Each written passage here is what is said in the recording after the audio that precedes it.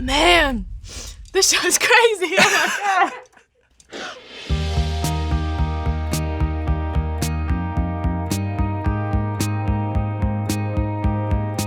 Hey, what's going on, everybody? For First We Feast, I'm Sean Evans, and you're watching Hot Ones. It's the show with hot questions and even hotter wings. Today, we're joined by Olivia Rodrigo.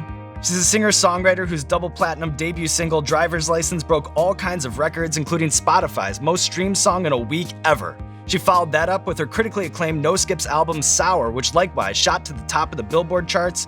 It's been Olivia Rodrigo's year, but how does she handle the spiciest wings on the planet? That's the real question, and we'll find out today. Olivia Rodrigo, welcome to the show. Hi, I'm so nervous, but so excited. I was just telling you off camera that I've watched so many episodes in preparation, but very stoked to be here. Thank you for having me. What is going through your head right now? Like, are you a fan of hot sauce? Not at all, which is why it's gonna be interesting to see how I act. I am the worst with spice, like literally. I think that bell peppers are spicy and don't eat bell peppers, so it's gonna be fun.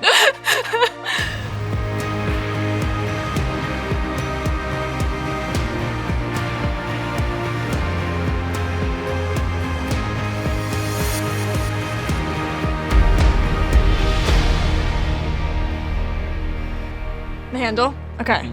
I'm just gonna okay. Well. Not bad at all.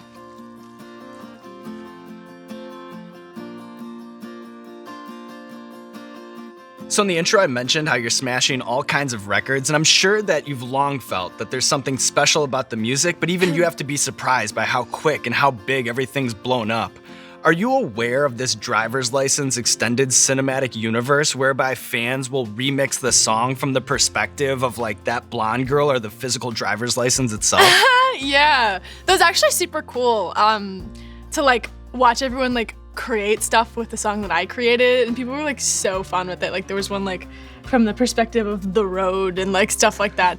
Well, I love songwriters, and it's always really cool to see people write songs to something that I had made. It was really cool.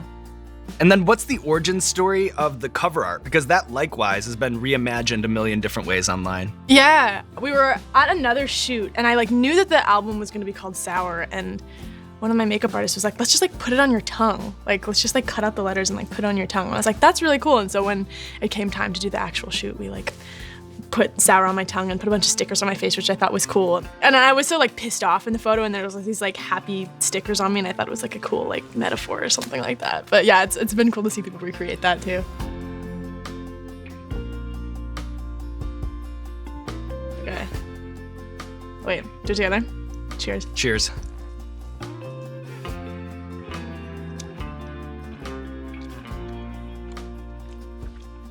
Good so far. So I understand that your overnight success story wasn't so overnight at all, actually, taking singing lessons at 5 years old and then not long after doing singing showcases and performing at grocery store openings nearly every weekend. Do you remember the first ever local talent show that you won? Can you paint the picture for us? Oh my gosh. Yeah, I do remember. It was called it was for the Boys and Girls Club. And it was a Boys and Girls Club Idol or something. And I was so stoked. And they gave me a trophy that was as tall as me at the end. And they gave me a big check with it was for $100 or something. But at 8 years old, I was oh my God, I'm rich. I can buy an American Girl doll. I've always been singing and making music since I could literally talk. And I've been writing songs since I was 9 years old. It's so funny to watch old videos of me back. I was so confident and just go up there and own it. I wish that I was still like that nowadays, but it's a little more difficult when you're older.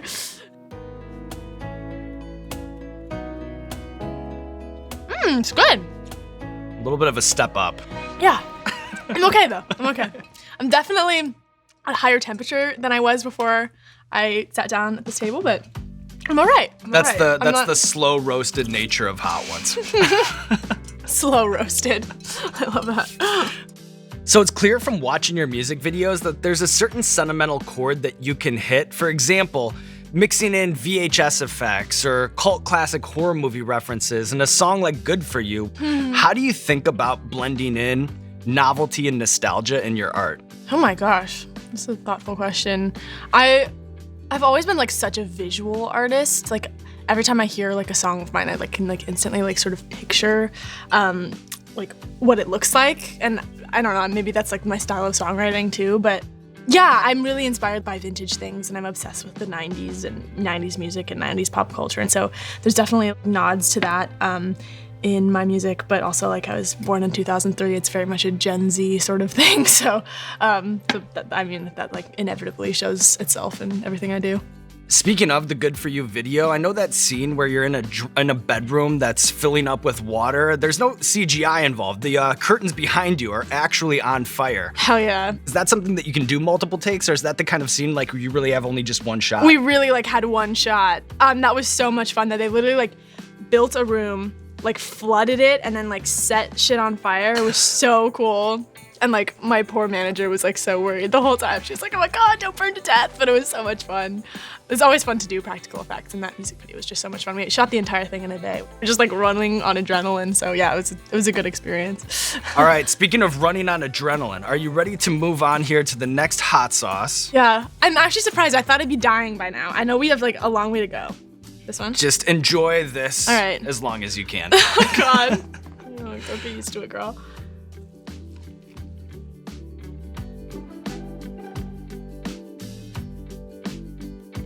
Not bad. I feel good. I was so nervous. I'm probably gonna die like come like here, But right now, so far, doing laps around any expectation you had for yourself so far. Yeah, I really thought I was gonna die after the first one. I am so bad at spice. So I've spoken to comedians in the past, right? When they have something in their head that makes them laugh, they think about, where does this joke work best? You know, does it work best in my stand-up material? Does it work best in a TV sketch? Does it work best in a pilot? I'm curious, as a musician who covers such a wide gamut of styles, how do you know when a feeling or an idea will fit best in like a pop punk song versus like a heartbreak ballad versus like an alt rock anthem? I feel like sometimes it doesn't always have to like be so linear. Like some of my favorite music is music that's like super upbeat, but like the lyrics are like so fucking depressing. I don't know, I think that's the cool thing about making music in 2021 is everything is becoming increasingly genreless and you can just like do whatever you want.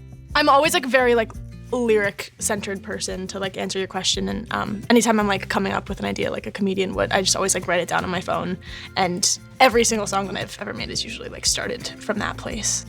In an interview with Rolling Stone, you talk about how much you don't like vocal chops.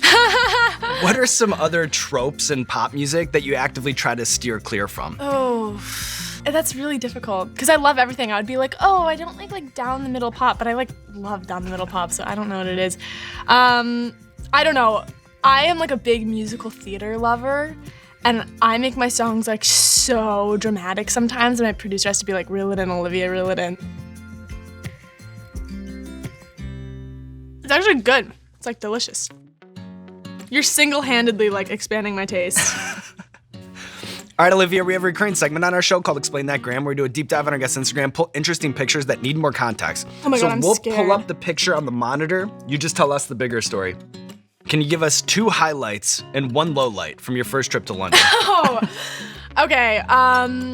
First of all, that outfit, which I really love, that's definitely a highlight. I like probably wore that outfit 2 days in a row because I was like, shh, like nobody say that I'm wearing it a second day, but I just have to wear it again because I didn't get pictures in it the first day. Second highlight, obviously, is I performed at the Brits, which is my first performance ever. I sang Driver's License, and that was so much fun. And low light, I'm not sure if I'm supposed to say this, but we were quarantining in this little, like a real 18th century English cottage in the countryside. Sick. And it was so cold and we couldn't figure out how to turn on the central air and heating. But they had a fireplace, and so we lit the fireplace all the time, and that's how we kept warm. And I just remember one day waking up and it was so smoky, and I think I got mild carbon monoxide poisoning because for the whole day I couldn't stop throwing up in our English countryside house. So it's definitely a low light. I recovered. I don't know if I had carbon monoxide poisoning, but I was very sick for a day. But it worked out at the end. I had fun. Made it through. All right, up next. You called the Deja Vu video one of your favorite things you've ever done. Why does this project in particular, why is it on such a pedestal for you? And what story does it tell? It has kind of a Killing Eve vibe to it. Yes, I'm so glad you said that. That was literally the reference. I remember them coming up to me like, what do you want to do? Like, you can literally do anything you want to do with this song that you wrote. And that was just like so freeing and exciting for me. And it definitely was like a Killing Eve type theme. I didn't want to like hit the nail on the head of what the song was talking about. I didn't want to be like so literal and specific. So we thought it would be cool to sort of like portray a story of like two girls who are like obsessed with each other, because I feel like, I don't know, feminine adoration is like something that I and lots of my friends feel very intensely and don't really talk about super often, so that was the theme of it. Plus you got to smash up all those TVs. Oh yeah, it was so fun. It was great.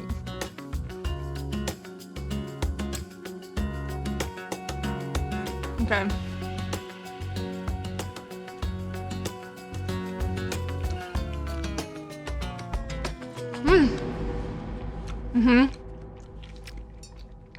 A little more heavy. It's definitely like clearing out my sinuses a little bit. I can like breathe easy. So it's clear that you and Dan Nigro really went into the lab with a real vision for Sour. Thinking back on all the creative decisions, is there one that you're proud that you defended on behalf of the album? Yeah. The first thing that comes to mind is Deja Vu, actually. The post-chorus was initially going to be vocal chops, which we talked about before, which I hate for whatever reason. And everyone was like, the vocal chops sound amazing, it's like so cool and like trendy and all this. I was like, I literally would rather die than put vocal chops in my song. No shade to anyone who does, it's just not my thing. So I wanted to put that like really cool, like chunky, crunchy synth sound in there. It sounds like an electric guitar, but it's actually a synth. And I had to fight sort of hard to get that on the record, but it happened, and I'm really glad that it happened that way.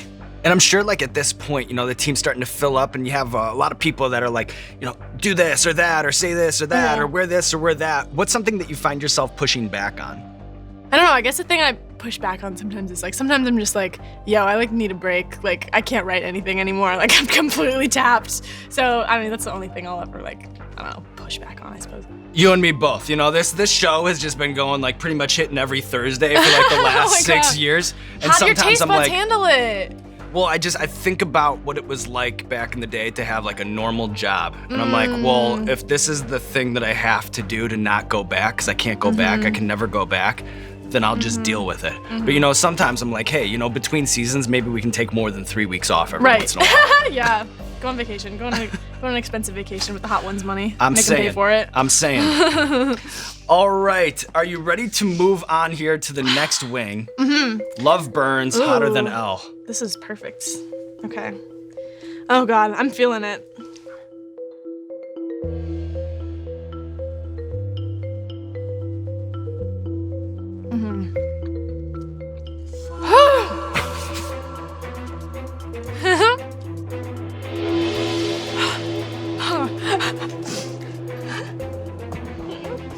It's really delicious though. It's a great vegan wing. What insight do you have on putting together a kick-ass bridge? Because you do really seem to nail those kinds of moments. Yeah, I think the coolest thing about a bridge, oh my God, this is, I think the coolest thing about a bridge is like, talking about something that you didn't talk about in the rest of the song. It's like providing like another like opinion or like another perspective or something on the song. Everyone's laughing at me. I think. Careful around your really, eyes. Oh, Careful yes, around your eyes. I'm a super dynamic songwriter. I love songs that are like really quiet and then get really big and like stuff like that. So I always either try to have like a down bridge where it gets like really quiet and introspective, or like a really like big one. I don't know. A bridge is just something like different because I like my songs to be just like all over the place.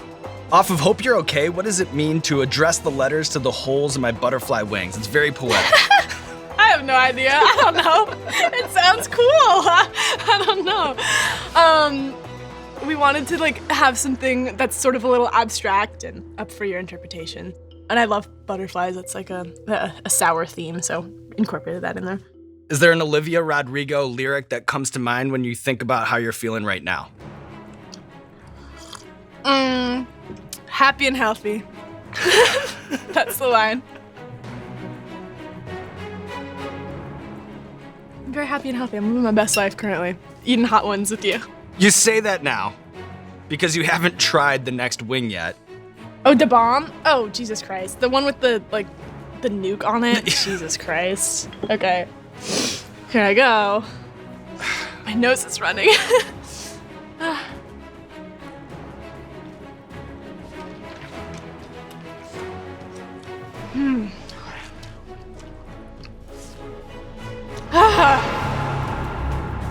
Be immediate.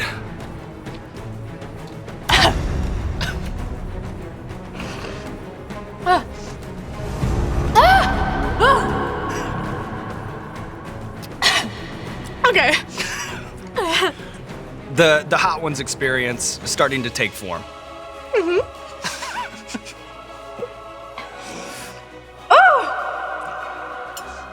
Okay. So on your birthday last year, you tweeted, "I'm 17 years old today, but I still do not know the different styles of eggs, only scrambled. Now that you're a year older and have just tried one of the spiciest wings of all time, I want to hit you with a few different egg preparation styles to see if anything's changed over the last year, okay?" Yeah. What style of eggs is this? Sunny side up. It is sunny side up. Olivia, you know your eggs. All right, up next, do you know this? It's it's not hard boiled. It's like oh my god.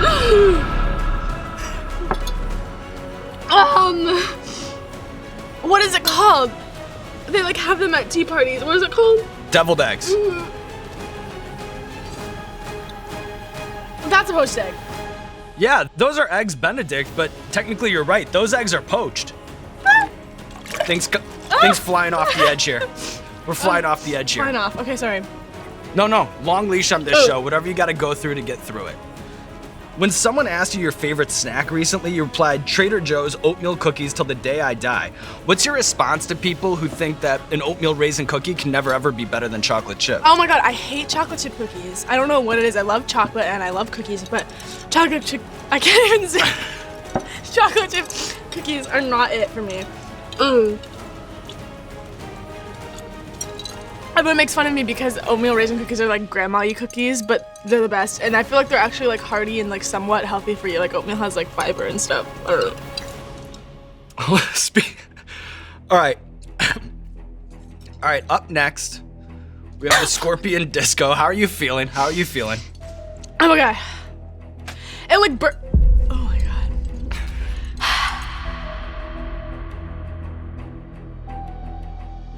It like burns your lips. All right, now or never. Okay. Fuck.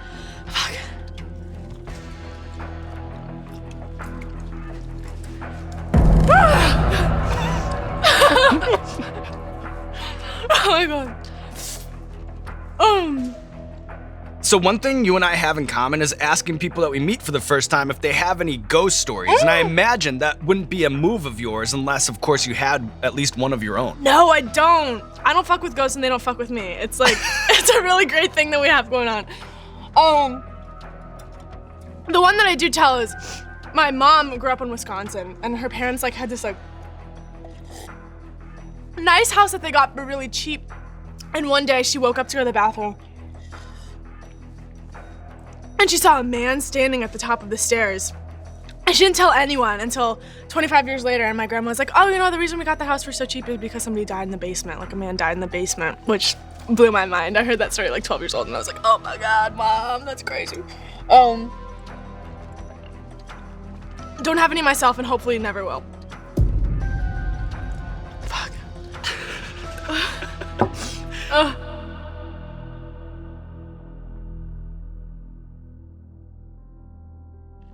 I'm crying! Oh my god!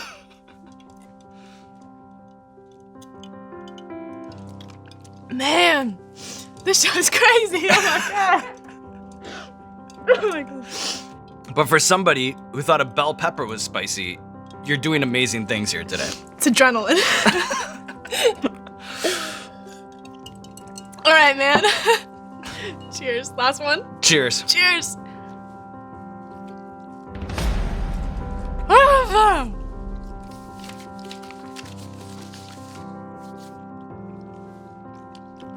I know. Woo! Okay. All right, Olivia Rodrigo, thankfully we've made it to the end of our Spice Symphony here today, and just one more hurdle left to go. So to close things out, what I want to do is name a hot sauce, and you tell me the first musical effect that comes to mind. You know, maybe the hot sauce can remind you of a grunge guitar riff, or a big synth, or a mellotron, and we'll just take it from there. Does that sound good? Okay. I think you think I'm smarter than I actually am, but I'll try. Love burns hotter than hell. I think of like a sick, like crunchy, like pedal guitar riff. Hell yeah. The bomb beyond insanity. I think of some like EDM thing, like some cool like pad. Scorpion disco. Something off like a Dua Lipa record, I don't know. Oh no, you know what it is? It's like one of those like MIDI like violin things that like sounds fake. And then the last dab, the wing that you just ate. Piano, because a piano thing, because piano is my favorite, and that one is my favorite because it's the last one, and we're done. We are done. You made it through. Nothing else to go for. No more vegan wings. You have conquered the table, Olivia Rodrigo. Now there's nothing left to do but roll out the red carpet for you. This camera, this camera, this camera. Let the people know what you have going on in your life. Hey, what's up? My name's Olivia Rodrigo. I just finished Hot Ones, and it was a lot of fun. I'm never gonna eat a hot wings ever again in my life, but it was fun today. You can listen to my first album, Sour Everywhere. Hope you really like it. You might cry like I did in this episode of Hot Ones because it was so spicy.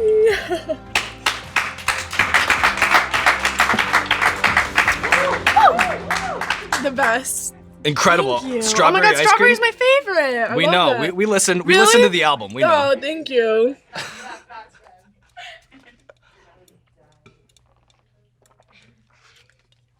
You crushed it. Oh my god, that was so fun. Such thoughtful questions. Oh, thank you. Ugh, wow. Which one was the worst? Oddly, this one. That's when you were like, Yeah, that was when I was like, oh, shit's getting real.